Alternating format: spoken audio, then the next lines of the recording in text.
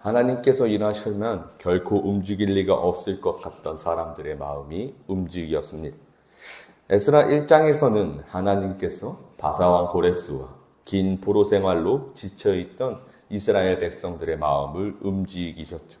그리고 그것은 예루살렘 성전을 다시 건축하고 하나님과 함께하는 이스라엘을 꿈꾸고 하나님께서 이스라엘 온 민족을 회복시킨다는 소망으로 인도하셨습니다.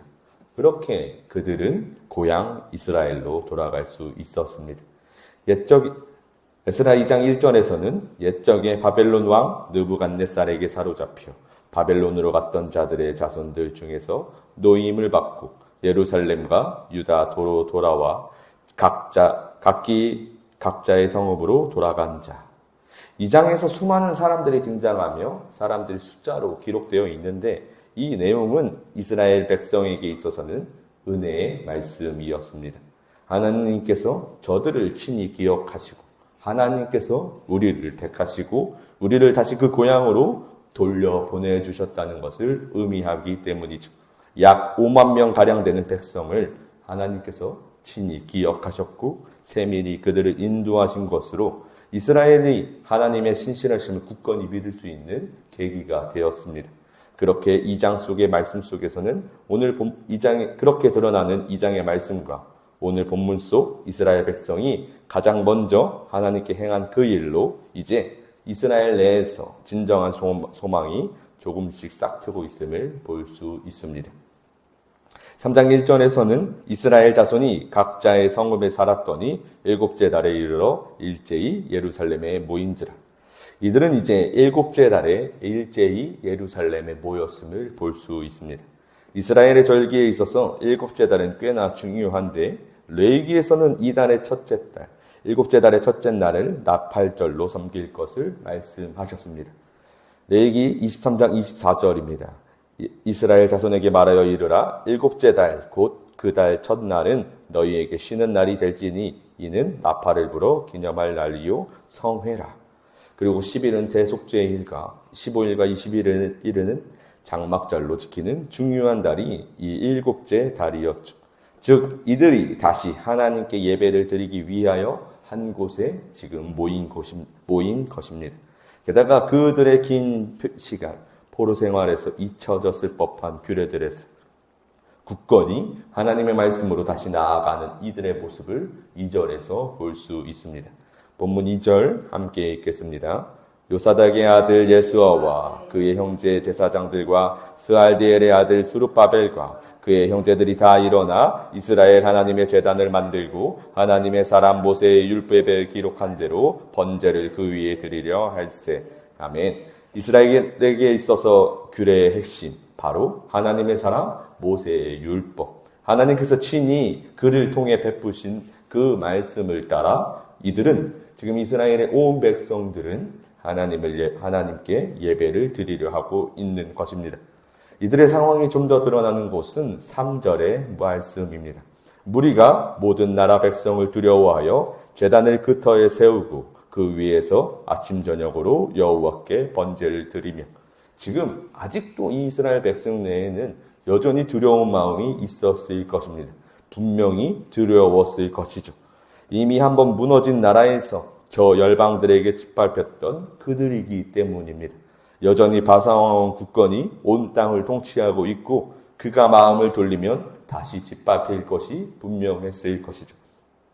그 앞에 서 있는 이스라엘 백성들의 두려움은 너무나 당연했습니다.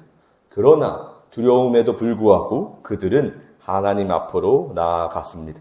두렵고 떨리지만 그래도 하나님 앞으로 나아가는 모습이었습니다.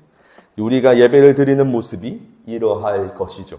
우리의 삶이 무너지고 힘들고 지치고 무엇보다도 삶의 자리가 두려울 그때에 우리는 더욱이 그렇기 때문에 주님 앞으로 나와 하나님께 예배를 드려야 합니다.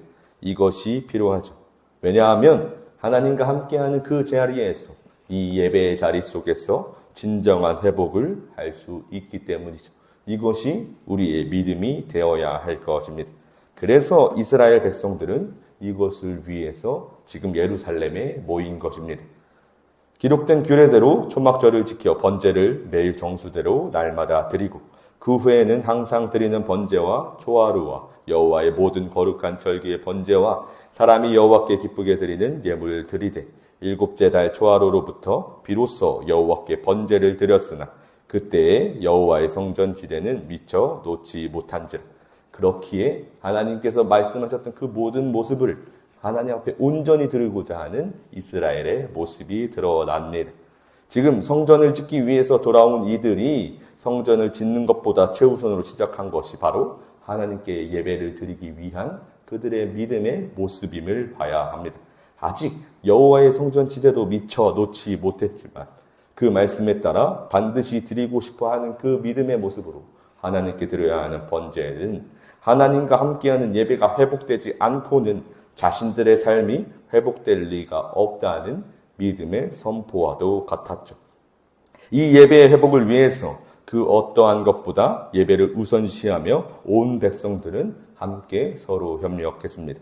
이에 석수와 목수에게 돈을 주고 또 시돈 사람과 두로 사람에게 먹을 것과 마실 것과 기름을 주고 바사왕 고레스의 명령대로 백항목을 레바논에서 요파 해변까지 운송하게 하였다. 돈을 내었고 마실 것을 내었고 기름을 내었습니다. 하나님의 전을 위한 백항목과 석수와 모수를 위해서 누구도 가릴 것 없이 그 값을 내었죠. 그렇게 하나님의 전을 건축하기 위한 준비를 시작했습니다.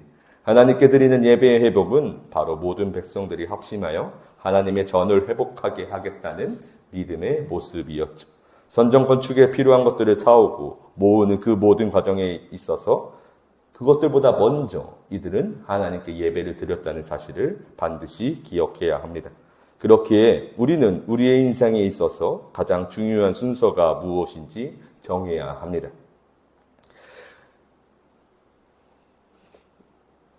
시편에서는 이스라엘을 향해 하나님을 어떻게 바라보기를 원하는지 시편 기자가 이렇게 이야기합니다.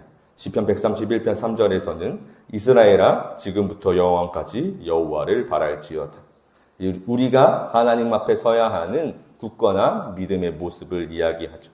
우리는 이렇게 영원히 여호와 하나님 한 분만을 바라야 할 것입니다. 우리의 인생의 우선순위에 있어서 이것과 다른 것을 대협해서는 결코 안 될 것이죠. 이들에게 있어서 성전을 짓는 것은 그 어느 것보다 더 중요했습니다. 왕의 마음이 돌아설지도 모르고 하나님과 함께 하심을 보여주는 이 성전 건축은 그 어떠한 것보다 최우선 순위였죠. 그럼에도 불구하고 이들이 하나님 앞으로 먼저 나아갔음을 반드시 기억해야 합니다. 우리의 인생에 있어서 그 어떤 우선순위가 있을지 모르겠습니다. 내가 먹는 것, 입는 것, 자녀의 문제, 가정의 문제, 회사의 문제 등 수많은 문제들이 우리 앞에 있을 그때에 우리의 마음은 어디를 우선순위로 생각하십니까? 결국엔 오늘 본문은 하나님께 나아오는 이 예배를 우리의 마음속에 무엇보다도 우리의 믿음 가운데 가장 우선순위를 두기를 갈망하고 있었습니다. 이 예배가 우리의 어떠한 것보다 최우선이며 결코 양보할 수 없는 은혜의 시간이 되어야 할 것이죠. 늘 하나님과 함께하는 것을 갈망하며 늘 주님께 나오는 모든 예배 가운데 우리의 믿음은 지금부터 영원까지 하나님 한 분만 바라는 저와 여러분의 신앙이 되시기를 간절히 소망합니다.